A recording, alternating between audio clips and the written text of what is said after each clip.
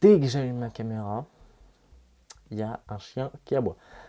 On fera avec, c'est pas grave. Voilà, c'est comme ça. Donc, aujourd'hui, nouvelle vidéo et pas des moindres, puisque elle va être assez longue. Vous pouvez peut-être remarquer que par rapport à mes autres vidéos, déjà j'ai pas le même décor. Encore une fois, non, j'ai pas changé, c'est juste exceptionnel. Et ça va se reconnaître, c'est-à-dire que toutes les vidéos qui vont parler d'audiovisuel, ça va être comme ça. Ça fait un bail qu'on s'est pas vu, ça fait depuis le mois de décembre, début décembre, ça commence à faire maintenant. Je ne sais pas si vous vous souvenez du b-roll que j'avais fait qui s'appelle Cards, au pire je vous remets le lien dans la description. Et j'avais fait une vidéo après pour expliquer ce qu'est le b-roll. Voilà, donc maintenant vous savez à quoi ressemble un b-roll et à quoi ça sert, théoriquement, si vous avez suivi ces deux vidéos-là. Maintenant, on va apprendre à faire un b-roll. Donc je vais vous donner les petits tips, les petites astuces pour faire un b-roll. Pour faire un b-roll, il nous faut un sujet. Et pour ce sujet, eh ben, on va prendre ce qu'on veut finalement. Alors soit ça va être le produit d'un client, soit ça va être ce que nous on veut. Par exemple, si je veux prendre mon objectif avec mon filtre ND, eh ben, ça va être le sujet. Voilà. Ça, je crois que je vous en ai déjà parlé un petit peu dans ma vidéo sur le b-roll, c'est quoi. Le lien est dans la description aussi, vous inquiétez pas. Le storyboard, je vous en ai parlé aussi. Je vous ai même montré à quoi ça ressemblait. Et c'était pas Jojo. Là, du coup, on va pouvoir parler du décor et de la lumière. Alors, le plus important n'étant pas le décor, mais la lumière, hein, faut bien faire la différence. C'est que là, par exemple, si j'éteins cette lumière là-bas, l'ambiance n'est pas la même. Du coup, avec la lumière, qu'est-ce qu'on va faire? Déjà, on va éclairer notre setup. Mais jusque-là, rien d'anormal, tout va bien. Et on va surtout pouvoir jouer avec. Alors, avec des lumières comme celle-ci, donc il y a la même derrière allumée, on va pouvoir, par exemple, donc, admettons que ça ce soit mon sujet, je vais pouvoir prendre ma lumière et alors ne pas éclairer ma scène du tout. Et juste avec cette lumière-là, je vais pouvoir venir passer comme ça pour faire des effets, des mouvements de lumière qui vont donner plutôt sympa. On peut inclure la lumière dans le b-roll. Donc comme là, par exemple, dans ma vidéo, j'inclus mes lumières, j'inclus mon setup. Selon ce que c'est pas conseillé, mais c'est pas inesthétique pour autant. On en vient du coup au décor. Le décor, c'est tout. Par exemple, là, j'ai mon décor parce que c'est le décor, c'est l'ambiance que je veux pour cette vidéo. Si votre client ou vous-même, vous voulez juste un décor très soft, donc avec un fond uni, vous pouvez, c'est pas impossible. Voilà, comme bon vous semble, ou vous mettez vraiment beaucoup d'éléments, ou vous en mettez un petit peu, ou pas du tout. Vraiment, le décor, c'est vous qui choisissez. Ça va vous permettre de définir un peu le style de votre b-roll. Alors, pour le tournage, c'est très simple. On n'a qu'à suivre le storyboard. Donc théoriquement, vous avez fait tout votre storyboard, et donc vous n'avez plus qu'à allumer votre caméra, placer votre sujet et filmer. Le storyboard, justement, ça va servir de fil rouge, c'est-à-dire que vous savez où vous allez. Alors vous pouvez très bien suivre votre storyboard comme dériver un petit peu du chemin du storyboard. C'est-à-dire que vous pouvez faire votre plan, vos 3-4 premiers plans comme vous avez fait. Et d'un coup, si vous avez une idée qui vient et que vous n'avez pas eu avant et qui n'est pas dans votre storyboard, évidemment, vous pouvez la réaliser. Ce que je peux vous conseiller aussi, c'est de tourner vos plans plusieurs fois et sous plusieurs angles. Pourquoi? Alors déjà, pourquoi plusieurs fois? Eh bien tout simplement parce que vous pouvez très bien faire quelque chose dans un plan. Donc par exemple, je vais faire un plan où je fais juste ça, et l'autre où je fais juste ça à une main, et je vais peut-être préférer celui où je le prends à une main plutôt qu'à deux. Alors que sur mon storyboard, j'avais les deux mains. Donc ça dépend. Faites vos plans plusieurs fois, de manière différente, ou pas toujours, ça dépend. Après, vous pouvez très bien rater votre prise, donc en refaire une, mais là, ça me paraît logique. Mais, et sous différents angles, surtout, ça va vous permettre de faire des raccords. Comme moi, je vous mets un extrait, j'ai fait un raccord au moment où je fais une coupe sur table. J'imaginais ma vidéo en fonction de ce que je tournais. Mauvaise idée, vraiment. Je l'ai fait parce qu'il faut bien faire quelque chose, il faut bien commencer par quelque chose.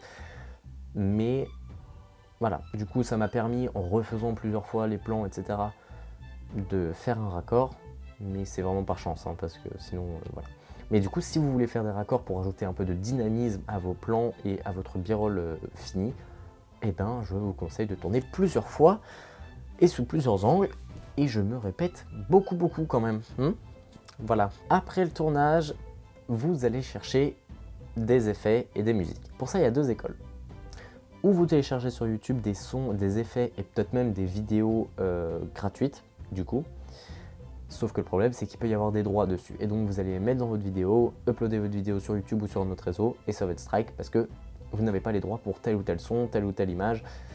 Ça peut très vite être compliqué et décourageant. Ce que je vous invite à faire, c'est soit d'aller dans la bibliothèque de YouTube, dans lequel il y a plein de musique et plein d'effets, et au moins vous êtes sûr de pouvoir les utiliser sur YouTube gratuitement, sans que YouTube vienne vous voir en mode « t'as enfreint les règles, donc on va supprimer ta vidéo ». Voilà. La deuxième école, du coup, c'est celle d'acheter des sons et des musiques. Alors, quand j'ai fait ma vidéo cards, je ne l'ai pas fait. Une fois que vous avez trouvé votre musique, qui correspond vraiment à votre ambiance, votre style de b-roll, ou même juste à ce que vous voulez, que vous avez trouvé des effets. Alors les effets, c'est vraiment facultatif, c'est-à-dire que vous n'êtes pas obligé d'en mettre dans le sens où vous n'allez pas forcément avoir des whoosh, des transitions, etc., etc. Enfin, on vient à l'étape du montage, et là c'est compliqué. Donc, l'étape du montage, elle peut être compliquée dans le sens où on arrive sur notre interface de montage avec tous nos rushs, et on est là en mode « je commence par quoi ?» Et bien tout d'abord, tu commences par mettre ta musique dans ta timeline. Pour un b-roll, et pour beaucoup d'autres choses d'ailleurs, c'est mieux de monter sur la musique, plutôt que de faire ton montage, ensuite mettre la musique, et là tu fais merde, ça colle pas, c'est chiant. C'est ce que j'ai fait pour Cards, j'ai perdu énormément de temps. Il faut savoir que pour Cards, j'ai monté pendant 16 heures. Après, je suis pas professionnel de la vidéo, si ça se trouve c'est tout à fait normal, mais pour moi c'est beaucoup, étant donné que je suis pas habitué à passer plus de 5 heures sur un montage. Voilà, au-delà, pour moi c'est vraiment énorme. Donc vous mettez votre musique dans votre timeline, et là, vous coupez ou pas vos séquences, vos rushs, en fonction de votre musique. Donc, ce que je conseille, c'est qu'à chaque pic audio, je ne sais pas comment expliquer, mais vous allez voir, je vais vous mettre un petit exemple après. À chaque pic audio, il est mieux, il est conseillé, pour le dynamisme de la vidéo, pour que ça suive la musique, de couper et donc de cutter. Soit vous cuttez, soit vous faites une transition sur l'autre plan. Et donc, vous allez monter en musique votre vidéo finalement.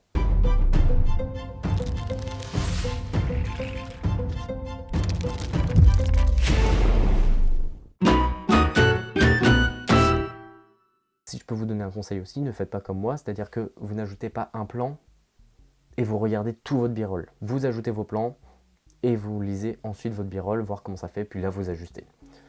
C'est le conseil que je peux vous donner. Évidemment, tous les conseils sont à prendre avec des pincettes, je ne suis pas professionnel, je le répète, mais c'est des trucs qui finalement, une fois qu'on a merdé, on se rend compte que c'est plus simple de faire comme je suis en train de vous dire. Et ça se trouve, des professionnels vous diront la même chose. Si, comme moi, actuellement, votre image qui sort de votre caméra est en flat. Flat, du coup, c'est comme ça. Voilà, c'est vraiment moche, très clairement, mais c'est très bien, c'est un profil d'image super pratique. Le truc, c'est qu'il va falloir passer par la case colorimétrie. Alors, soit vous ajoutez une lutte, et dans ce cas-là, vous avez rien à faire. Ou alors, peut-être ajuster si ça vous convient pas correctement. Soit vous étalonnez. N'étant pas professionnel en étalonnage, moi je le fais pas. Généralement, je le fais pas. Là, je suis obligé de le faire parce que du coup, ma caméra ne sort qu'un profil d'image flat. Vous, pas obligé. Par exemple, ce boîtier-là ne sort pas de profil d'image flat. C'est-à-dire que même si on règle le contraste, la saturation, tout à 0, ce sera jamais aussi flat qu'une vraie caméra.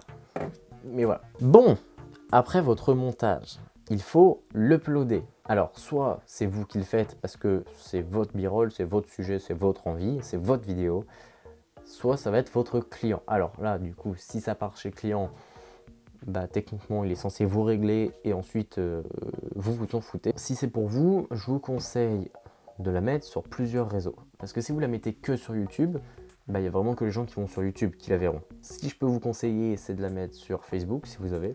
Ça commence à être vieux, Facebook. Hein, j'ai 20 ans et je suis vieux. Instagram, beaucoup utilisé. Et l'avantage d'Instagram, c'est qu'on peut promouvoir des posts. Donc, ce qui veut dire qu'en promouvant, promettant, En payant Instagram pour promouvoir votre post, donc votre vidéo, vous allez pouvoir toucher du monde qui peut-être s'intéresse pas du tout à la vidéo et qui, grâce à votre vidéo, se diront « Ah, attends, c'est sympathique ça !» Ou alors ça donnera envie d'acheter un produit. Si vous avez une marque et que vous voulez mettre votre produit en avant, vous pouvez faire un b-roll. L'avantage du b-roll, c'est que ça passe pour tout. Petit récapitulatif. En premier lieu, on choisit le pourquoi on fait le b-roll. Est-ce que c'est pour nous? Est-ce que c'est pour un client? Ensuite, on choisit le sujet. Si c'est pour un client, c'est le client qui va choisir son sujet. Sinon, c'est vous. Quand je dis sujet, ça peut être n'importe quoi. Ça peut être un pot de fleurs, un appareil photo, une paire de chaussettes, une bougie, une console, ce que vous voulez. Il va falloir faire un storyboard pour savoir où on va, savoir à peu près ce qu'on va filmer. Ensuite, on passe au décor et à la lumière, donc on installe tout notre setup, etc., etc. Comment on va faire bouger notre lumière, où est-ce qu'on va les mettre, qu'est-ce qu'on va mettre dans notre décor, est-ce qu'on va mettre des éléments de décoration comme ceci, ou est-ce qu'on va avoir un plan complètement vierge, donc avec un fond uni. Ensuite, on passe l'étape du tournage, donc là, du coup, on va suivre notre storyboard, mais pas que, si on a des idées, on peut divaguer. Ensuite, passe l'étape de la recherche de son et de musique, préférable gratuite et non payante si vous n'avez pas les moyens, mais il faut qu'elle soit surtout sans copyright. Voilà, ça c'est vraiment le plus important, que ce soit pour les effets, la musique. On s'en fout de si vous les achetez ou si vous les téléchargez gratuitement, il faut qu'elle soit sans copyright, ça vous évitera les problèmes. Ensuite, on passe à l'étape du montage, donc là on monte par rapport à sa musique, donc d'abord on fait notre dérochage, notre montage, et là on monte notre séquence finalement par rapport à la musique pour bien que ce soit calé. Et ensuite, il faut l'upload sur les réseaux et en faire la promotion si jamais vous voulez toucher plus de monde ou si jamais c'est pour un client, et bien dans ce cas-là, vous ne l'uploadez pas sur vos réseaux, quoi que vous pouvez, mais vous la donnez au client. Voilà. J'espère que, en tout cas, ma vidéo vous aura apporté un peu d'aide sur comment faire un b-roll, parce que je vous ai parlé du b-roll. En fait, le truc, je vous ai montré un b-roll, je vous ai parlé du b-roll, là, je vous ai expliqué comment faire un b-roll. Alors, il n'y a pas d'image démonstrative, vous en trouverez probablement sur internet. Donc voilà, je vous remercie en tout cas d'avoir regardé la vidéo, au moins jusqu'ici. Si la vidéo t'a plu, n'hésite pas à t'abonner, parce qu'il y a énormément de gens qui regardent mes vidéos mais qui ne sont pas abonnés. À partager, ça permet aux gens, justement, comme le b-roll, de s'intéresser peut-être à la vidéo, et à moi, par la même occasion, du coup. Si tu as des questions, que ce soit sur le b-roll ou sur autre chose, l'espace commentaire est fait pour ça. Je t'invite aussi à liker. Et sur ce, ciao!